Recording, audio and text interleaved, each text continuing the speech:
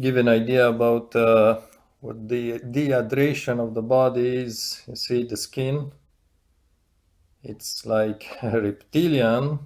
It's warm though, not cold, but I pinch my skin and it really doesn't go back.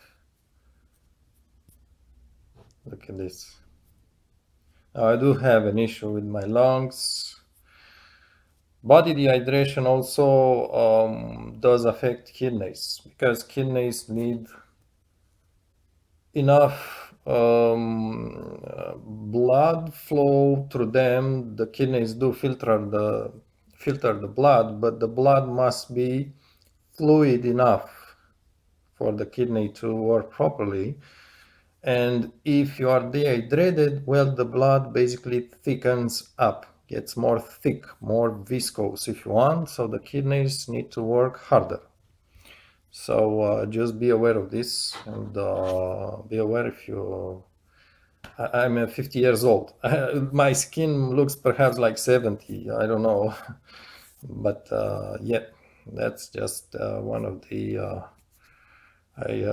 it all started 15 years ago with the nostril, inside the nose surgery. They removed the turbinate. We call this turbinectomy. And the turbinates have a very major role of humidifying the lungs. So the air that goes inside the lungs must have 100% humidity. And outdoors, you have maybe 40, 50, 60. Now, these turbinates do have the role of completing the humidity inside the lungs up to 100%. And when you do turbinectomy in some persons, maybe not all of them, the turbinates simply became dry, no longer provide that very high humidity. If you want to make a comparison, just look at the dog, the nose of the dog. The tip of the nose is always wet. That's the humidity provided by the nostrils, which gets inhaled and into the lungs. The lungs need humidity in order to do that transfer CO2, oxygen between air and blood. Which obviously there's a lot of blood that goes inside the lungs. So if the lungs, because of turbinectomy, no longer get that 100% humidity, there's two things that happen. First, your CO2 O2 exchange doesn't happen properly with consequences, but also the lungs, they suffer from a lack of humidity, not enough. So the lung cells, there's small units inside the lungs. Those units will try to, I guess, enlarge themselves to provide more humidity from the blood instead of from the inhaled air.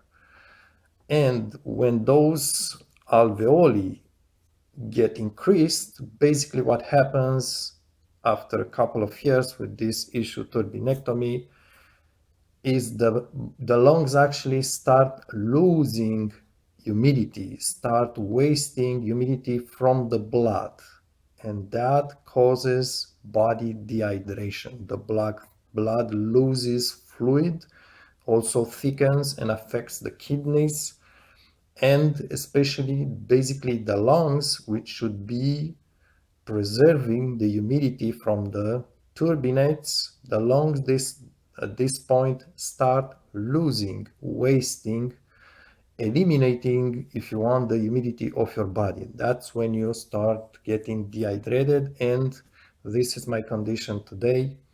And also it did affect my kidneys.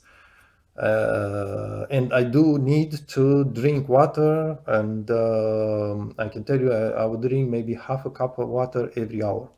Otherwise, problems also because my kidneys got a kick by now. They are very sensitive to any amount of salt, and I really mean any amount of salt.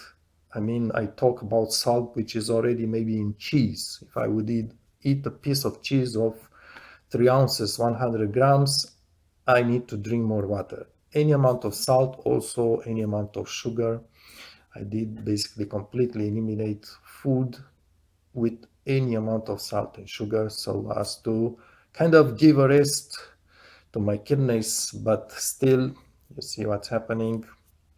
Yep, medicine, not medicine, but yeah, the medical world, oftentimes it does heal, and other times it does wreck.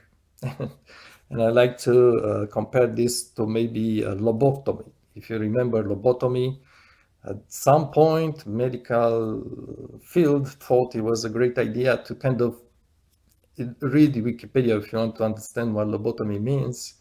It kind of cuts a part of the brain, separates basically, and finally they got the idea was not a good idea and they stopped doing it. But this turbinectomy thing, and it's a long story, check my channel if you're not aware of the empty nose syndrome or ENS, this turbinectomy thing.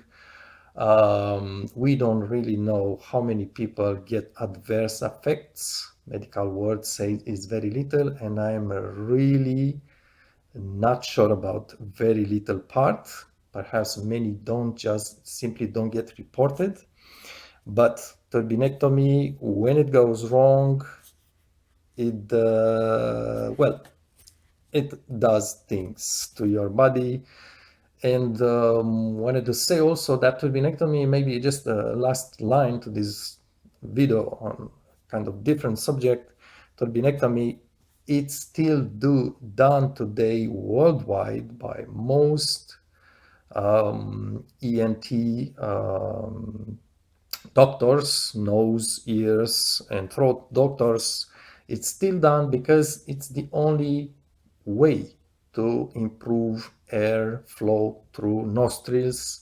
Many people get at some point in life maybe a broken nose. They are not even aware that their nose bones have been displaced one side, and then at some point, because of that, their nostrils start get blocked, and they go to doctors, and these doctors perform turbinectomy. There are several ways to do it. Some are more damageable than others, but I think all of them are at risk. So doctors try to improve the airflow passage, the nostril width, if you want, and they cut these turbinates or damage them, or the mucosa which overlaps them. And at that moment, that's how you get to point zero in this video. Okay, thanks for watching. And check my channel, I do have full playlist with videos describing the condition and maybe some bit of help from this empty nose syndrome that follows in, I think, in quite a few persons, the turbinate reduction surgery, also call it turbinectomy.